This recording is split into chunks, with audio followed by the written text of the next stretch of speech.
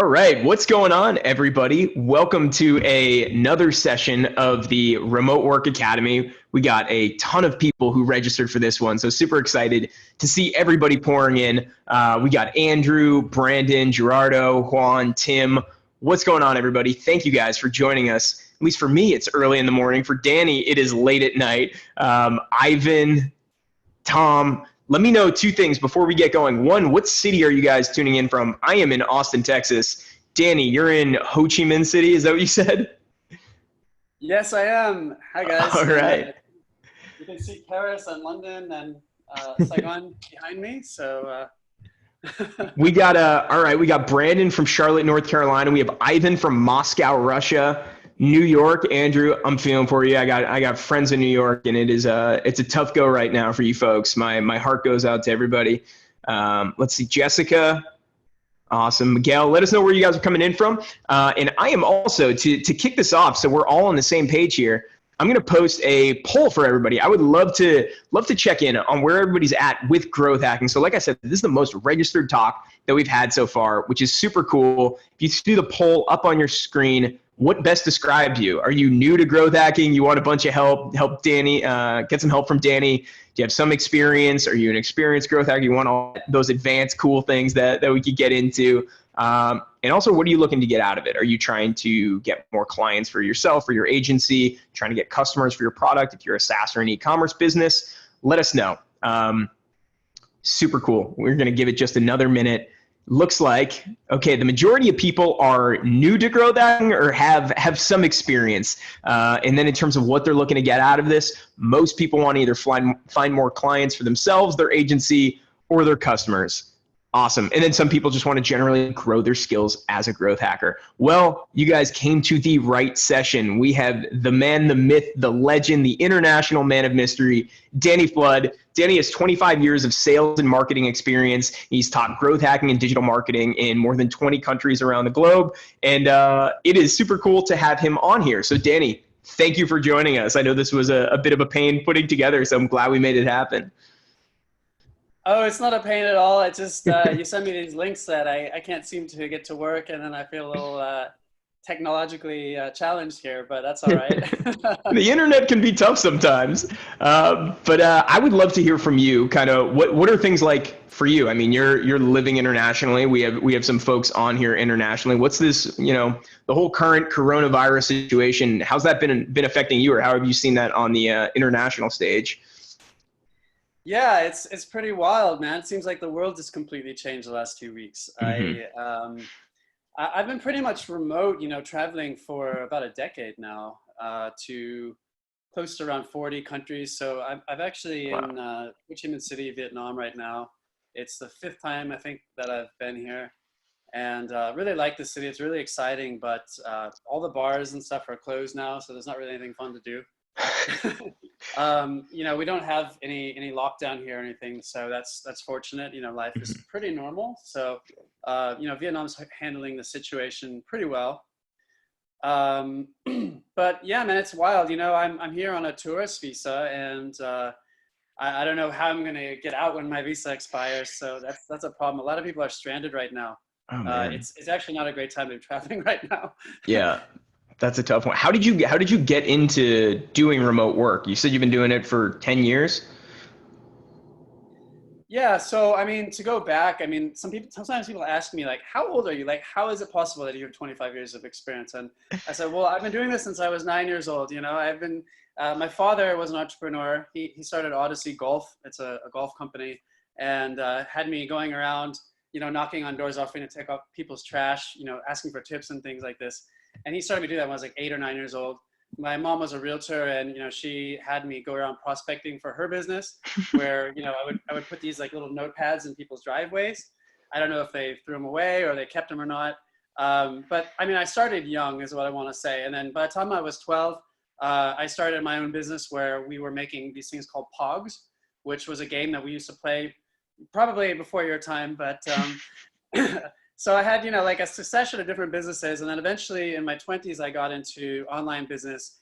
And I had a degree in advertising from the Art Institute. And, I just started freelancing and stuff. And back at the time, I didn't really have a lot of confidence. I didn't really know what I was doing. So I was reading a lot of books, anything I get my hands on, like books on marketing, copywriting, David Ogilvy, Mhm. Robert Cialdini, the book Influence. Dan Kennedy Mhm. is a great influence on me too. Brian Tracy for sales.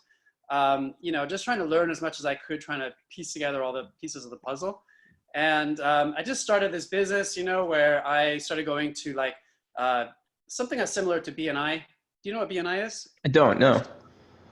Well, basically, it's like a business referral group where you have like one plumber, a painter, solar contractor, Okay. one internet marketer, one Mhm. graphic designer, and they meet like once a week, Hmm. to at an ungodly hour, maybe 7 in the morning. It's too early, and basically just say like, oh, I referred one client to the painter, to Joe the painter, or to Danny the marketer, or whatever. Mhm. And so when I joined that group, I was in that for maybe about 6 months or so. And a lot of people in that group were, like 65, 70 years old. And I was like, yeah, I don't want to do this for the next, 50, 60 years. So I just kind of tried to figure out how I could, take my business all online and just kind of remove myself from the equation.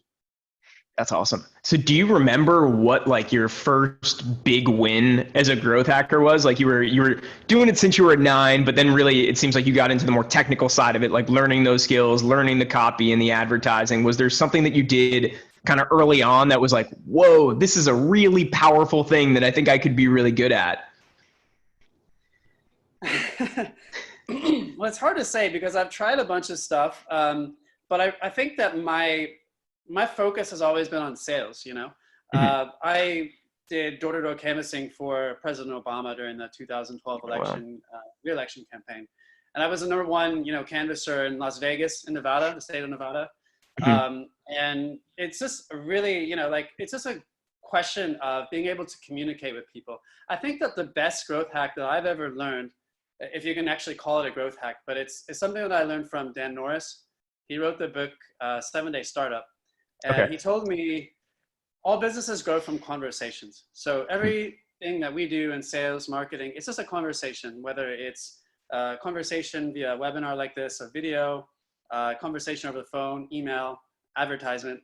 So that's where we start. And then I have, certain components that I apply to every marketing campaign to kind of create that conversation in a way that generates business and leads to sales. Yeah. So I would say that that's probably the most important thing. I think getting the strategy solid right first is most Mhm. important.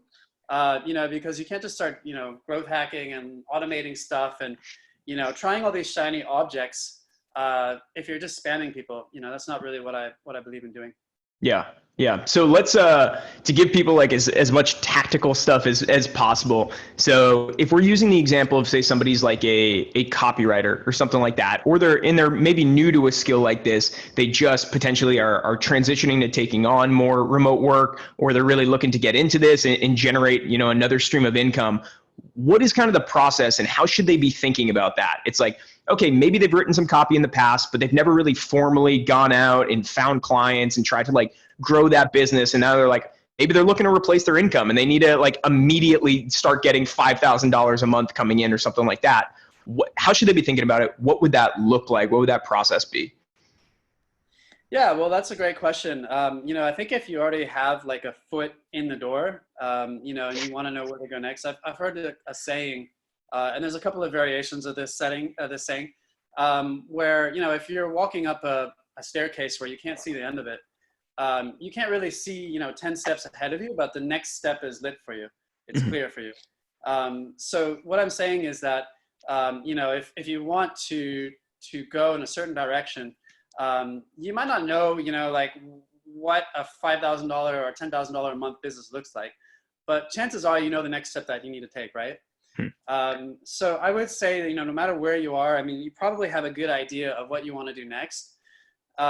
So I would just say, go out and do it, and don't let that become kind of like your pie in the sky. When I was like, oh God, let me think. I think I was around like 23 or something. And, I had all these books and stuff. And I wanted to say like, oh, I want to build my membership course. This is going to be my ticket to freedom. You know, and I spent so much time building out this course. It was called the WordPress Design Institute. And this was back in like, you know, 2007 or 2008. And by the time I finally finished it, like, I think I got like 2 customers or 3 customers, because I don't know, like, I just felt like, you know, I would reach this point where, you know, I would do this and then my life would be like a fantasy. You know, like everything would be easy and stuff. And it just doesn't work that way. You know, you got to wake up each day and put the work in. And what I learned from that experience is that you can't also be like, you know, too emotionally invested in your product. And that's hard, especially if you're an entrepreneur, especially if you're a creator. You have to be able to like distance yourself from whatever it is you created or whatever it is you're selling, in order to be able to market effectively. If your ego is too wrapped up in it, that really affects you. You know, you take it personally if people reject you. I learned from someone, I think it was this guy, Benny Lewis, who teaches how to learn languages. It says, you need to fail 200 times a day if you want to make progress. So, you know, just get comfortable with that. That's awesome. Yeah, we were talking about this on the session yesterday with Tucker Max, where we were going over like, you can't just, he was talking about how to, you know, write a book, and was saying you can't just go into a cave for a year and write your book. You need to get that constant real world feedback, and you need to get those failures and those reps in. And then if you do that enough times, you see which, you're saying with those steps, it's like you see which step forward makes the most sense, and then you can go there and then just keep leapfrogging forward. If you guys didn't catch that session, you can go to the Remote Work Academy page. It's in the video resources or the video library. But in terms of actually, so let's shrink that goal down. Let's look at the next step forward. How do you get that first client? How do you take that first step where maybe you make your first $100 or $500 or $1,000 there? Yeah, sure. So, I mean, everyone's at a different place. You know, everyone has a different skill set and, you know, different things that they feel comfortable with. So I would start, you know, by leveraging your core competencies that you have. And remember that what I said is that businesses grow from conversations. So that's really the first step, is to have these kind of conversations with, you know, the people that you could work together with. And when we talk about growth hacking, I mean, there's literally hundreds of thousands, perhaps millions of potential prospects out there online. It's very, very easy to get in front of them nowadays. You know, that's not really the challenge. There's 3 components which I use in every marketing campaign, which I use with all of my clients. And these are the 3 M's. So do you know the 3 M's of marketing, Chris? I don't know. I've heard the 4 P's. What are the 3 M's?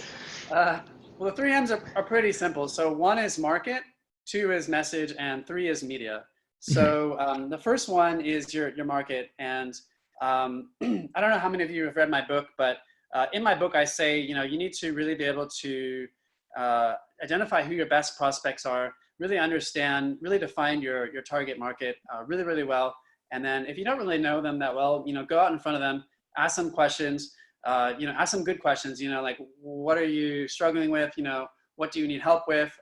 You know, just kind of probe out there. And so many things can just develop from these conversations. If you're going out and giving value, then that's the best place to start. If you don't have a lot of resources, I mean, you can do what I did. There's BNI chapters all around the world, you know, where you can find clients. But in terms of, you know, if you're more advanced, you know, there's all kinds of ways to generate prospects and leads on social media. In terms of how we target via our campaigns, we'll do a lot of web scraping, extracting, things like this, you know, where we will extract users from, you know, maybe Facebook groups or hashtags that people are using, you know, different places. If you go on, you know, Facebook, Reddit, there's all kinds of, you know, potential prospects out there. Yeah, I mean, that's one of the big things that we're trying to get across in this academy, is just the fact that despite all the uncertainty that's out there, there's so much opportunity if you're able to think creative and adapt. And again, yesterday, one of the guests was talking about how a quote from Darwin, where it's not like the strongest that survive, it's those most capable of adapting to new situations. For everybody on here, I just posted a link to Danny's book, Dr. Growth, which is available now on AppSumo for free. You can download a copy. It's one of the most downloaded books on AppSumo, which is super cool. It was really cool that Danny gave that to us to offer to everybody. So let's see. So how would somebody, I guess, taking a step back, what are some resources to build up those skill sets? So say you are pivoting to a new thing, or you've always wanted to get into a certain thing. Like, how would you go about that? Say you didn't have a copywriting background, but maybe you do have a sales or a marketing background, but never really focused specifically on one thing. Like, what would you do to go about building up that skill set in kind of the most effective way possible? You mean in terms of marketing? In terms of like, if say you're trying to get better at copywriting and you don't really have a formal background in it, you haven't done a ton of it. I guess before you're going out and finding clients, how do you build up your skill set in something?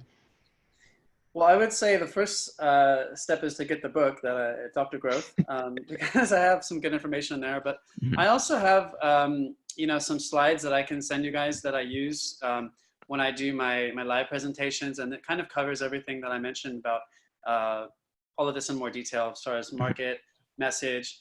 If you're using copywriting as an example, I have a very, simple exercise that I teach my clients. And one, I always say that, most marketing messages are far too weak. If you want to get customers, you need to have a great offer proposition. And I think everybody knows that. But what I like to advise people to do is to create a killer message. It's called the 3 a.m. test. So if you were to wake up your ideal prospect, once you've defined them, at 3 in the morning and say, hey, Chris, I just found this, flight to Bali for $65, but you have to, get it in the next 20 minutes. That's a pretty compelling offer, right? I mean, you'd probably be interested in that.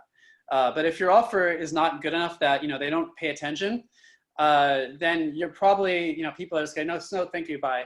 I mean, you can get a lot of people that are going to be tire kickers, on the fence. They're just going to waste your time, and you're going to go crazy doing that. One, I mean, going back, we talked about the market, we talked about the message, and so to creating these killer offers is really, really important. There was something else I was going to add, but it escapes me at the moment. We'll come back to it. Yeah. Good. Did you have any other questions about that? Maybe that'll jump. Yeah, I mean, I guess, okay, so going to the book, are there specific growth hacks that you've found that are like the most popular ones that everyone in the book gravitates to? I mean, people are always interested in automation and things like that. They want to scale things. I think that, there's all kinds of different tools out there. I use, stuff like Jarvee. I think everybody knows what that, most people know what Jarvee is. I've never heard of it. What's Jarvee? Well, I use something similar to Jarvee. I can't actually mention it, but it's, it's basically, it's a tool that, it plugs into different social media channels, and it can automate certain actions for you. So it can, extract thousands of, Instagram profiles. It can send messages like DMs out to people. It can, follow people, things like that. There's all kinds of software and stuff out there. If you're interested in that kind of stuff, I mean, there's all kinds of great deals on AppSumo. You can go on Product Hunt or Black Hat World, mpsocial.com.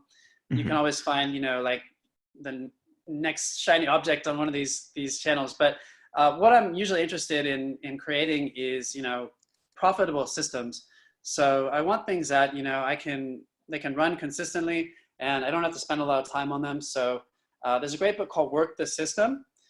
I think you can download it for free online. And, if you're not developing these, systems that can produce a consistent result, then I think you should do that, because, you can download all the tools and all the apps all day, but if you don't really know how to apply them to, your workflow or how to achieve a desired result, it's just going to sit on your laptop, right? How many of us have downloaded an AppSumo deal and we never actually ended up using it, right? So I think that having these systems in place, because that's where you can really start to, make some money. I think that's one of the most important things for people to understand, is that if you're doing anything in your business, there's almost certain, like if you're doing it more than once, there's a system around it, and you may or may not know that. And so just being able to formalize that and understand it and put it down in paper. And especially, I mean, we were talking about this recently, is like, how do you develop, like right now, contingency plans for what you're doing in case you get sick or you have to step away from the office, and how could you hand that off to somebody else? And I think that's, regardless of what's going on, that's an important way to look at things, where and what's that book? Man, it's about like working on your business instead of in the business. man, the name of the book escapes me, but that's the whole E-myth. idea. The E-Myth Revisited or something like that. Yeah. It's a great book. And I think it goes into a similar point than that. What was the name of the book that you said? And maybe if somebody can find that and post the link in the chat. Yeah, it's called Work the System. And Okay. I actually have some other books. There's one book, my first book that I wrote. I actually have about 10 or 11 books on Amazon. You got a The lot of first book them. that I wrote is called Buy Your Own Island. I think it's a horrible name now but it's really about lifestyle design and how to create a lifestyle business. So if you're interested in that, I highly recommend that book. Thanks, Jake. And what I say in Buy Your Own Island is that there's two types of businesses that you can start. One is called a half business, which is hard, annoying, lame, and frustrating. And then the other is an elf business, and that's easy, lucrative, and fun. So I think most of us can identify with which type of business we're running right now, if we have a business. Why doesn't everybody post in the chat what kind of business you think you have? You said it's an elf business or a what? What was the first one? Half. So hard, annoying, lame, and frustrating, or easy, lucrative, and fun. So. All right, let's see what everybody has. So how do you transition from one to the other? What is the process of going from the hard one to the easy one? Oh, that's a great question. So I think one, you have to have systems that work. When I started my agency, I started an SEO agency, and web design and all this other stuff, like a full service agency about 10 years ago. And, I was running these SEO campaigns for clients, and I had to spend maybe, 10 hours a week total, running this, because it was all basically like outsourced and automated. I had very little that I had to do. So I think that's one part of it is, I can't remember who, I think it's Jake Jorgensen who started Lead Cookie. He said that, from day one, you need to find a way to kind of automate or outsource the actual fulfillment as much as you can of your actual service.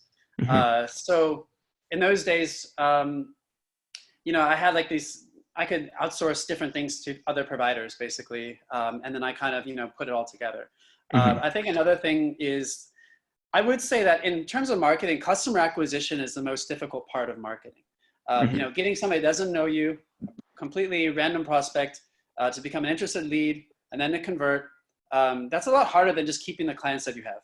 So I think that, getting a full lifetime value for every customer that you get is really, really important.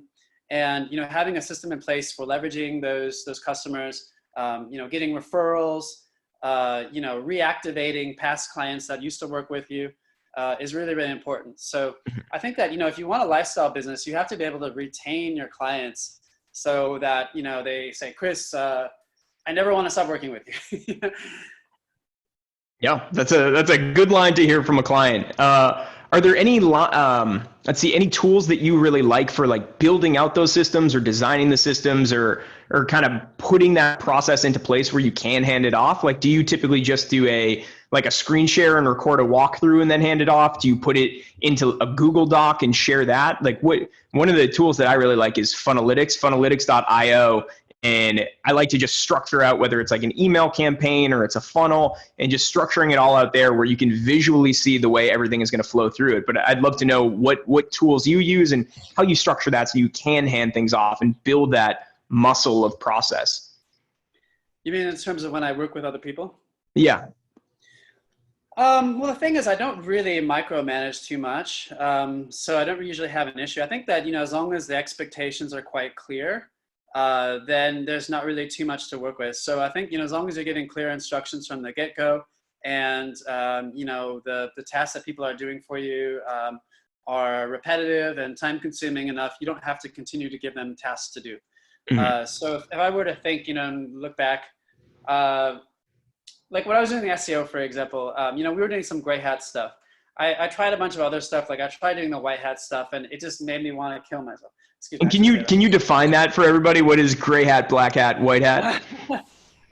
Okay, so there's white hat, there's black hat, and there's gray hat. So a lot of the automation stuff that we do is kind of gray hat, where white hat is like considered the most ethical solution, but it's also the most expensive and the most time consuming. The black hat stuff is the most spammy, and then the gray hat stuff is kind of like in between, where we're using a lot of automation to make our lives easier so we can enjoy our life, so we can go travel, spend time with our girlfriend or our family or whatever. So white hat would be sending out just like a straight up like one-on-one email that is personalized for one person. Gray hat would be using some automations for a selected list, and then black hat would be mostly just spamming as many people as humanly possible. Is that close enough to the definition? So let's use the example of SEO, right? So Okay. white hat would be, and I don't do SEO anymore, but this was back, circa 2010 or 2011. White hat would be like using a tool like BuzzBundle, and you go and try to find broken links, and you email the blog owners and say, hey, I noticed this link was missing. Would you mind linking to our website instead? And sending those emails out to people every day. Gray hat, in the example of SEO, I had a friend, for example, that had a link network, and it was a really high quality link network. It's actually at, he's creating a new network now if anyone's interested. It's the old network is RevSEO, RevSEO.com. I don't know if he wants me to plug his service or not, but I'm sure he'll be okay. I don't know if that service is still up, but you can probably contact him. His name's Justin, if anyone needs his contact info. So basically, we would use that link network, and, along with some other things that we would do for the clients, like local directories, like Yelp and Google Maps and things like Bing. We would create these for these local clients and put them on this link network. And, they would dominate for these local search terms like Los Angeles, Chicago, San Diego, this kind of stuff. Mm-hmm. Black hat would be using a tool like Scrapebox and, filling in a bunch of contact forms, like 11,000 contact forms at once, trying to solicit. Let's avoid that stuff for now. Yeah, so I still do a lot of, automation like this, and I mentioned that tool Jarvee. I use something very similar to Jarvee, where like a year ago, I was managing over 40 Instagram accounts, for clients, and it was all automated. So, like the software could follow people, it could comment on posts, it can send messages to people. But we do it, in a very sustained and controlled manner. We're not sending people to spammy offers or things like this. Like if we're sending messages out, with like Facebook Messenger or Instagram, LinkedIn, it might be like, 20 per day or something for each account. Mm-hmm. And it's like what you're saying, where you want to be looking at the lifetime value of not just the customers, but the relationships and those channels to the customers. So if you're just spamming everybody all the time, you might win that one-time game, but you're not creating this repeatable game that will allow you to really extract the full value out of that relationship. Yeah, exactly. And I have a bunch of templates that I put together. I have a document I can share with you guys. I have like 30 pages of, marketing templates you guys can check out that I use. Awesome. Just don't use my same ones. Otherwise things are going to get fishy here, but absolutely. you guys can check that out. But yeah, I agree with you. Like, you don't want to spam people and piss them off. It's really about, people are using social media to connect, to build rapport, so you should always use like positive anchoring. You should be someone who's just giving value, someone that's, trying to help people out. You should never feel like you should never feel guilty about selling. Like people think that selling is something scary or, like they feel really questionable about it, but you should look at it like, you're trying to give value to the person, you're trying to help them find a solution, and basically you're trying to engage them. So, just say, I might contact someone if I'm using Facebook and I want to generate prospects, right? Let's say I do a campaign where I'm messaging members of a group, just say, hey, I noticed that we're both in this community. Just wanted to reach out and see, what are you working on? What can I help you with? And then kind of go from there. And that's kind of like the formula that we apply to different channels and such. Yeah. And I mean, one of my favorite ways, I forget who I heard this from, but one of the best ways to market is having a really good product. And then all you're doing is really just focusing that energy. But if the product isn't great, it's going to be really hard to sell. You're not going to feel good about selling it, and people aren't going to feel good about hearing about it. But if you can find that really good core product and then you build all the marketing around that, you're just laser focusing the attention it's already getting, and you're amplifying what it's already doing instead of just trying to create that out of whole cloth with not a great product. If anybody has any questions as we're going through this for Danny, please please drop those either in the chat or in the Q&A box below the video, and we'll circle to those in a couple minutes. Let's know if you have specific things you're trying to solve in your business, whether it is client acquisition. Let us know the specifics of what the situation is. Hopefully we can come up with something for you guys. But Danny, one of the things that I was reading in your book that I think would be interesting that would apply to, I think, a lot of people would be, how do you optimize your LinkedIn profile in order to kind of take advantage of some of these people who may be searching for you, searching for those search terms, or if you're doing the outreach to make yourself look like, you have a good reputation, you have a good work history, things like that. What are some of those top tips that you would have? In terms of optimizing your LinkedIn profile for SEO and search? Yeah. Well, I think, I usually advise people to take off a lot of the, work history and, what position you worked at. I don't think people really care. I think first you want to make it a landing page, basically. You need to really be able to communicate clearly your benefits, your offer. So if you look at my LinkedIn profile, for example, I'm looking at it right now as I talk. The benefit is really clear. It's in the headline there. So, people don't really need to kind of figure out what it is you offer. So when I'm doing like a workshop, and then I ask people in the audience, tell me a little bit about what you do. Some of the people will they talk for like 5 minutes and I'm confused. Everybody in the room's confused, and we still don't know, what is it? How can you help me? Mm-hmm.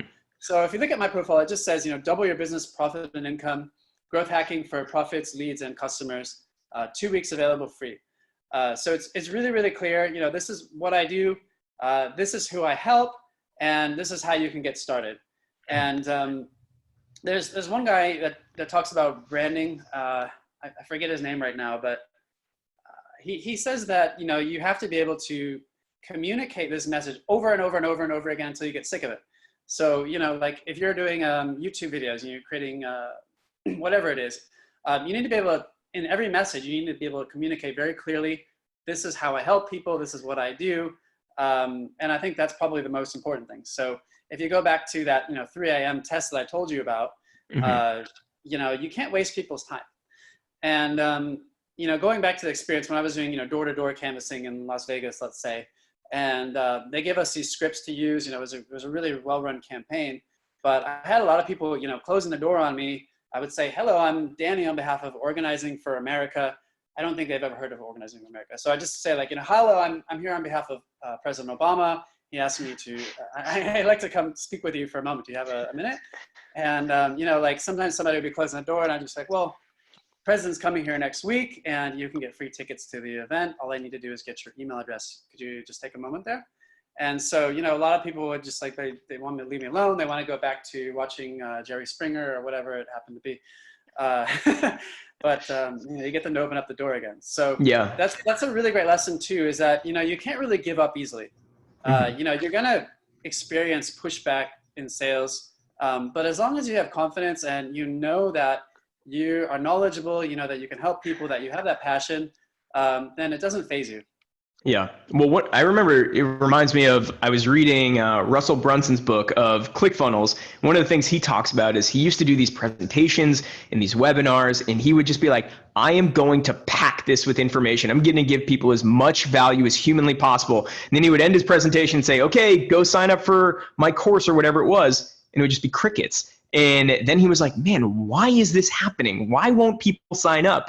And he realized I think somebody went up and told him that it's not the person who delivers the most value immediately that gets the sale. It's the person who has one message that resonates and they just repeat that message over and over again. And that's where he kind of came up with that perfect webinar script where the whole thing is focused around one idea. And then there's maybe a couple sub bullets under that one idea, but you're really just going through this cycle. What is the core thing that you're trying to get across?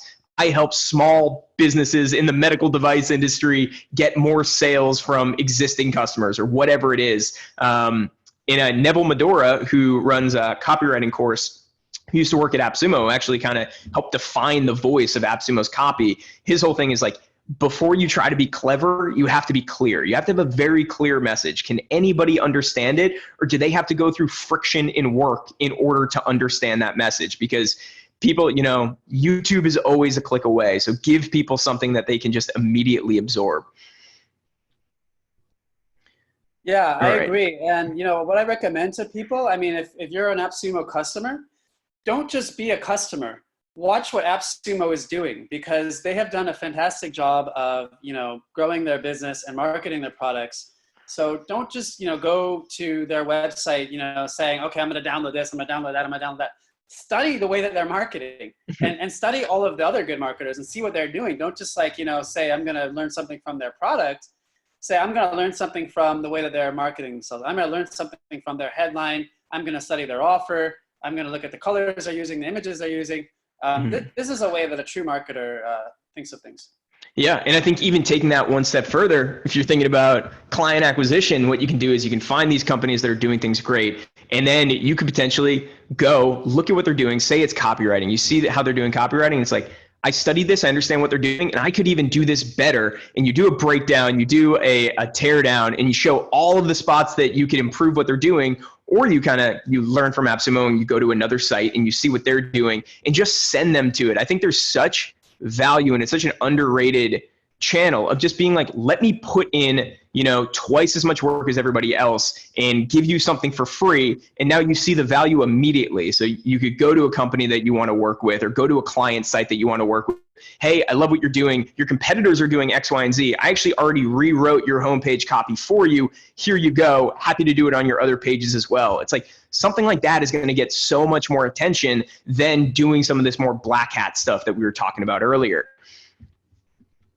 All right, we got a question in here from Jake. Are there any new tricks on established channels such as PPC or social ads that you've seen working recently? Any new tricks that I've seen working recently? Can you give me a specific channel and then I'll try to give some insight. How about Facebook ads? Anything that you've seen working now? I know they've gone through a handful of different algorithm changes and all that. Yeah, sure. So I mean, we're trying some things that we're doing in our own campaigns with Facebook. There are some ways that you can take like a Facebook ad that you're running, and we will try to get as many prospects as possible, or find as many prospects as possible, and then follow up with them directly through the messenger. Mm-hmm. So like if you use like a tool like Jarvee, which I mentioned, basically you right click on any post and then you can get lists of all of the people that liked or commented on the post. And then you can extract all of those users and then, follow up with them with a message. So with some of our clients, we're doing stuff like this, or what we might do is we will, look at different websites like Facebook, LinkedIn, and we'll search for a specific post, like, or anything really, Indeed, AngelList, Upwork. We'll search, something like, looking for web design or looking for SEO or something like this. And then there's certain, tools that we'll use to actually extract these people and follow up with them. So, if you're looking for something really simple, there's a tool called Link Gopher, and it can extract links. Yeah, Link Gopher. So it's something that I've been playing around with lately to see, what we can do with it. But basically, like, if you do any kind of search, you can extract like specific posts. So for some of our clients, we're looking for very specific search terms. And then, we'll set up a system where we're following up with all those people. Mm-hmm. Awesome. So there's ways to automate all of that. And then there's ways to also outsource it. So, yeah, I'm kind of like, walking the line to see, what is possible and what's not. Mm-hmm. Alan is asking if you could go over that again about Jarvee. How would somebody use that, or what would a process around that look like? So it's basically like a full service kind of social media automation tool. I use something very, very similar to Jarvee. I actually am not allowed to publicly say the name, but that one I think is still publicly available. And basically what it does is you can connect certain accounts to it. So, you can connect all your social media accounts like Instagram, Facebook, LinkedIn, Pinterest. I think they're working on TikTok as well, because that's the up and coming channel right now. Which is another question that just came in from Peter. What is the potential for marketing that you can see on new social channels like TikTok? I'll get to that in a sec, but basically what it does is you can tell it to perform certain actions, like you can tell it to join groups, you can tell it to extract posts for you. So for example, like, with one client, we will extract all of the posts on Instagram that have the hashtag calisthenics, you know, because it's a fitness profile, with like, you know, 1,000 plus likes or something. And then the tool can repost all of that. And so we don't actually have to go out and find the content. You know, it can set up these like automatic content marketing campaigns. For example, like if you're in a bunch of groups, it can post to all of these groups on LinkedIn and Facebook with one click. And you can tell it how often you want it to post. So it can post in like 4 or 5 groups a day or something like that. So I'll do that strategy where I'll have a huge list of like 400 groups that I'm in, you know, business groups, social media groups, marketing groups, and then I'll post my offer in those groups. And so I'll wake up on a Monday and say, all right, let's generate some leads for my business, right? And I got my offer where I say, you know, I'm just offering a free offer, like, hey, I'm willing to help anyone find 1,000 emails of their target market. And I use a tool called Data Miner for that. Anyone can use it. You can download it for Chrome. And, you know, people will just say interested. And then I just follow up with them. And then, you know, boom, I get some clients that way. I connected with a venture capital firm in San Francisco, and they're sending me all these big projects just because of one offer like that. Wow, so that's to awesome. Go back to something like Jarvee, there's tutorials. You can go to mpsocial.com. There's all kinds of all kinds of tutorials on how to use it there. Very cool. And again, there's another tool. Let me see if I can post it. It's either on AppSumo right now or it's coming, is Find That Lead, which we've run a bunch of times. That's a great tool for being able to search through some of those search terms, through location, through job title. And you can pull lists of these people, email addresses that you can then reach out to. It also has a nice little Chrome plugin that if you go to, say, somebody's LinkedIn page, you can just click the Find That Lead Chrome plugin, and it gives you their email address or other ones associated with that account, which can be super helpful. Let's see, Lazar is saying, late for the webinar, can you post a link of this webinar so we can catch up? Absolutely, we will be getting that out to you guys later today. You can just go over to the Remote Work Academy video sessions or the video library page where we'll have this posted there. Danny, another question. Well, actually, let's address that one about the, what was it? The potential for TikTok or new social media channels. How would you look at kind of testing out a new channel just to see if it's worth, you know, doubling down on and building a system around? Yeah, sure. So I actually, and I've been a bit remiss, I apologize for this. I mentioned the 3 M's of marketing and I never gave you the 3rd M. So, teasing us. The first one was market, the second one was message, and the third one was media. So now we're getting into the last one, which is media. And if you want to look, actually, I'll give my slides to you guys after this, so I have all this in detail Awesome. about these 3 M's. I'll post that on the video sessions page for everybody. Yeah, sure. So what I want to say about media is that, you know, don't always get so caught up in the media, you know, because the first 2 are very, very consistent.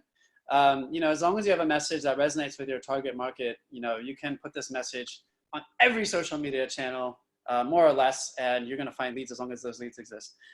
So in terms of, you know, like looking into other channels, yes, I'm definitely looking at TikTok right now, and I'm in discussion with some partners about, you know, doing some TikTok marketing work. Should I give away something specific? Yeah, go for it. People love specifics. I mean, to lead into that, I think TikTok's really interesting because it seems like it has a very young demographic, but at the same time, you can get just crazy views on your stuff. Christy, who works at AppSumo, who does a lot of our deal videos, she got on TikTok and just about out of nowhere after a couple posts, she was getting 1 million views. And that is just something that you can't get on any other channel right now for somebody, a new account, just getting millions of folks on there. So then the question becomes, how do you convert those? How do you get people to then follow up with you? How do you make your message? Like you're saying, you can have the same message across channels, but I think what Gary Vaynerchuk often talks about is like, how do you make that native to the platform? So how do you take that message and then adapt it to this new platform so it resonates with the audience that's on there and the way they're used to consuming through that channel? Yeah, absolutely. Well, I mean, I'm experimenting with a bunch of stuff at TikTok right now, so I can't, you know, definitely say conclusively what the best growth hack would be. There are some different tools that we're trying, like one is called Auto Talker, which does like some automation and stuff. But to go back to your question about content, you know, like as far as like the best formula that I can think of, you know, you need to really kind of study what works and only do what works. So whenever you see something, you know, going viral, you know, like a viral headline or something, you can take something that you see on YouTube that's getting, 4 million views, and then just do the same thing, but tailor it for your niche, So like, I have a friend, and you guys can look him up. His name is Victor Kung. You probably would, I'd recommend. How do you spell his last name? Kung. Okay. And he's the self-styled no BS local business growth hacker. And he actually wrote a chapter in Dr. Growth on video marketing. And basically what he said is, you can take, these viral videos, take the formula and then just apply it to a different niche. So, if like shit that a certain group of people say, shit that, plumbers say, or shit that startups say, or shit that digital nomads say, or shit that golfers say. You know what I mean? Yeah. So you can really study what works. And if you need help, like studying what works, there's tools that, can find the best performing content out there for you. Like I mentioned, Jarvee, it can scrape all of the YouTube videos, for you. You can basically, repost them if you want, if you want to repost other people's content, or, you can model what's working out there. Yeah. I think that's one of the, most effective ways, especially when you're trying to get started, is not reinventing the wheel on this stuff. Excuse me. And being able to look at, say, like somebody's doing a webinar, someone's doing a YouTube video, somebody's writing their copy this way, and then just don't reinvent it, model it, figure out like what the system behind it is. And now you can adapt that. And you don't have to, like, we were doing this a while ago with ads, where it's like when we were first getting into Facebook ads, how do you know what Facebook ads work? And how do you go through all of that testing? Well, a shortcut could be find a company that is great at Facebook ads, see what they're putting out, and now you know that you're already taking 10 steps forward because you know they've been testing this and split testing it and trying it with different audiences and colors and messages and all of that. And now, you're still going to have to go through a good amount of that on your own, but you're not starting with a blank canvas. And that can really help you accelerate your growth on some of these things to see if it's an area you actually want to double down on. Yeah, that's a great point. There's a lot of, you definitely have to pay attention to detail to make it work. But, in the book, Dr. Growth, I have a whole chapter. It's called How to Kill a Video, Viral Videos 101. And it really talks about all of the small little, technical details, like how long your videos should be, how to make them more engaging, like in terms of using text on the video, the proper dimensions and all that stuff. So I don't want to get too into it right now. But, I will say that, one, you need to compete for attention. Because attention is like the main social currency online. And especially now, I think being able to focus on this, like this media rich environment where people are at home throughout the world and they're looking for things to consume. People are still consuming, maybe even more now than ever before. And so being able to get in front of people, that's one of the ththings we're working on at AppSumo is like, how do we make more content around this stuff that's valuable for people, that can bring them in the door, that maybe people who haven't spent time on AppSumo looking at our products, now they might be interested in our content, and then we can bring them to our products, and kind of thinking about things in that hub and spoke model, where what do you bring people into and then where do you direct them from there? And I think that can also take a lot of the pressure off too, because sometimes people are worried about going immediately for the sale, or sometimes that's just not the most effective way, versus you can bring them in first, that they can get to know, like, and trust you. And now they're more receptive to seeing all of the other things that you or your company or your brand or your agency has to offer. Absolutely. Yeah. You hit the nail on the head there. I think that, there's different phases of the customer relationship. And I actually have this customer relationship timeline that I've mapped out. It's in my slides, which I'll share with you guys. Someone asked about the specific chapter that I was referring to. It's a chapter in my book on viral videos. So it's the book, Dr. Growth. But what I wanted to say though, so I have, my customer relationship timeline. I have what I call prospects, leads, the conversion process, my clients, and then my inactive clients. So in my business and in my other, when I consult with other clients and their businesses, these are the only 4 metrics that I really track. I don't really care so much about video views, website visits, followers, vanity metrics. One, like when we're starting out with prospecting, I'm never, selling anything to anyone. I don't include links. I don't include, I have an offer for them to engage, to open the door and take the next step, but I'm not doing drive-by selling. You never want to get someone who has no idea who you are to try to sign up for your service. or we offer, because it never works very well. And I remember hearing something, from, I think maybe it was like Neil Strauss or something, like he's a pickup artist. He said, you can never hit on a woman until she's attracted. And it's the same in sales, right? You have the prospect has to be attracted to you first before they'll buy from you. So once a person demonstrates that they're interested, then I consider them a lead. So they basically reply favorably to the courtship prospect. You got this. In the prospecting phase, they become a lead. And then your job is to further court them by offering them a chance to deepen that relationship. So, by inviting them to take some measurable action. And the best offer is one that is basically impossible to say no to. So if I were to say, there's a $65 flight to Bali, or the president is coming next week, maybe not everyone's a fan of Trump, but if President Obama was coming, and you wanted to get a free ticket, most people are not going to say, get out of here, go away, get off my lawn. So that's how you convert them. And then I have those other two metrics, which I don't want to get into now. Can you go over those just a high level? What were the three again?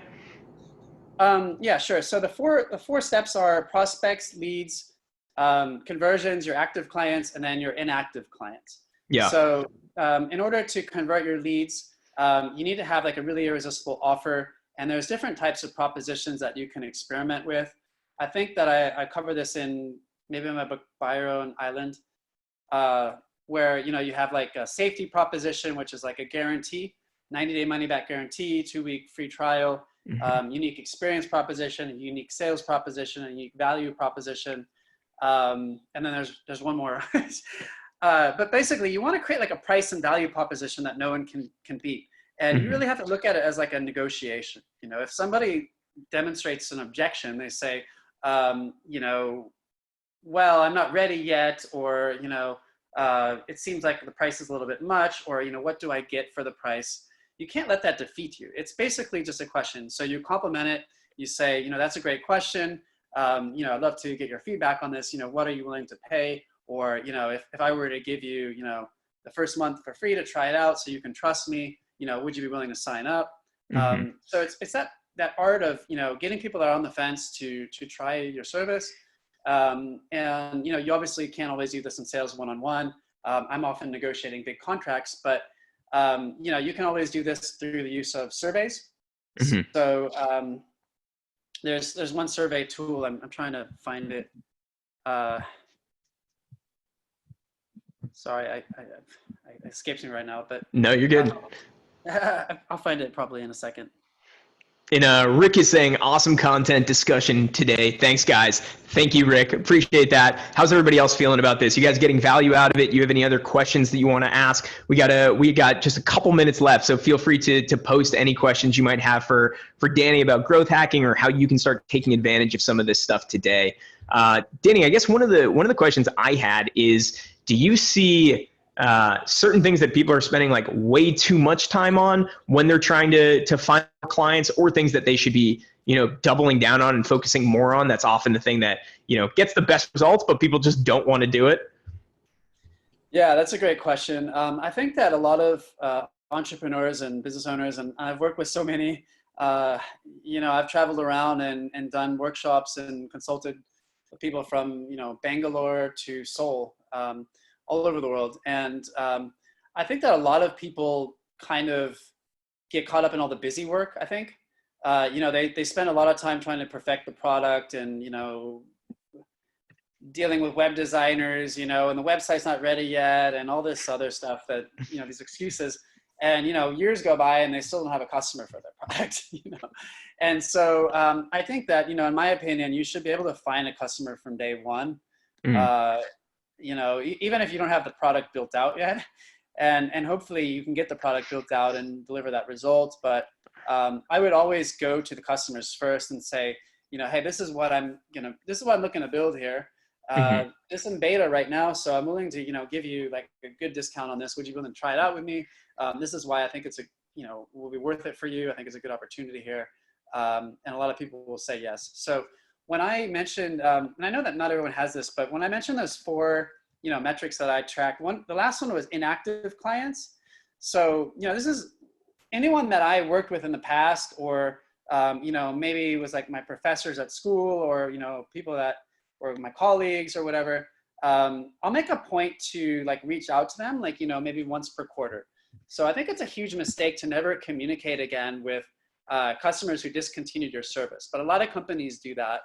But I still consider them leads. So I like to reach out, on the holidays or something and just say, like, hey, what's up? We should catch up. What have you been working on? Like, oh, by the way, this is what I'm doing. And I have this new thing that's really cool. And you can reactivate a lot of your old clients that way. So, and you can always ask them for referrals and things like this. So. Yeah, no, that's awesome. I think we have another webinar in just a couple minutes that we're gonna have to hop off. But I think that's a great point to no, man. This was awesome. This was super valuable for everyone on here, and I think that's a perfect point to end on. Is like, don't be afraid to go for that sale. Like, if you can get that is the best validation for your product or your service or whatever you're doing. Someone's actually going to pull out their credit card and give you money for it. And it can be scary to go for that. You can always want to get in your own head and think it's not ready yet. I need to build it out more. I need to hire a team around this and get better systems in place. But it's like, no, now is the time to take action. Now is the time that there is more opportunity than probably ever before. If you can see past the fear and the uncertainty, there's so much out there, so many companies and people that need your help. And if you can go out there, get that sale, increase your skills by actually doing the thing, and then getting better, building a process, like you're saying, tracking the right metrics, not getting bogged down in all of these different vanity things of clicks and video views, and just go directly for the meat of what you're trying to accomplish for people. It's like, that's the ultimate growth hack. Yeah. And Danny, thank you so much again for coming on. All this scheduling chaos, really appreciate it. We're gonna have to have you back on again because I know we barely even scratched the surface on all the stuff in here. Let us know in the comments if you guys want us to bring Danny back on. And if you go ahead. Yeah, I wanted to get in more into tactics and stuff. I know that you guys probably want more tactics and stuff. I will share my slides with you, which I give in my presentation. So it has kind of a recap of all of this stuff and a whole lot more. But what I like to advise people, like you just said, I'm really a fan of, just getting in front of people directly, using those three things, which I mentioned, market, message, media. And if I'm going to begin, marketing on any given day, don't ever try to put your eggs in one basket. I think you need to try at least like 5 things at once. So what I have is what I call a fast 5 framework, where, take a notepad and a pen and you just start by saying, okay, how can I reach 5 people with my offer? And then I just keep multiplying by 5. And then I'll just write in, whatever ideas come to mind. How do I reach 25 people? How do I reach 125 people? Keep multiplying by 5. How do I reach 625 people? How do I reach 3,125 people? And then, basically you say, okay, 5 people, I'll tell 5 friends about my product or ask 5 of my clients for referrals, 25. And then you go up the list, okay, I'll post in some groups and, and so basically you're getting eyeballs in front of your product. You're getting feedback and you're getting these conversations going. And that's really the core of marketing. I love that. I love that fast 5 framework. Just keep multiplying by 5 and you get that exponential growth. That's beautiful. And everybody wants you to come back on. Rick says, yes, yes, yes. Come back on and share tactics. Faith says more tactics. So yes, please. Steve, yes, please bring Danny back on. I got here late and think this series is a great idea. Yeah. I think we already have it posted. We have it posted, so people are going to get an email follow-up with the replay, with the link for Danny's coaching. And if you guys want another awesome growth hack, tomorrow we are talking with Tracy from Wishlist Member about what it's like to launch on AppSumo. So launching on AppSumo can be a great growth hack for people. But Danny, thank you so much for coming on. Everybody on here, thank you for joining. Really appreciate it. And we will be having Danny back on hopefully sometime soon. Danny, you down for that? Yeah, thank you so much, Chris. It's really an honor to be on here. When I saw the other guests that you had on here, I was pretty thrilled. I remember reading Tucker Max's book when I was in college. So it was pretty exciting for me, and it's a pleasure. I really want to give as much value as I can to you guys. Go check out the book, Dr. Growth. It's on AppSumo for free right now. So yep, just posted the link, and we'll be sending that in the follow up.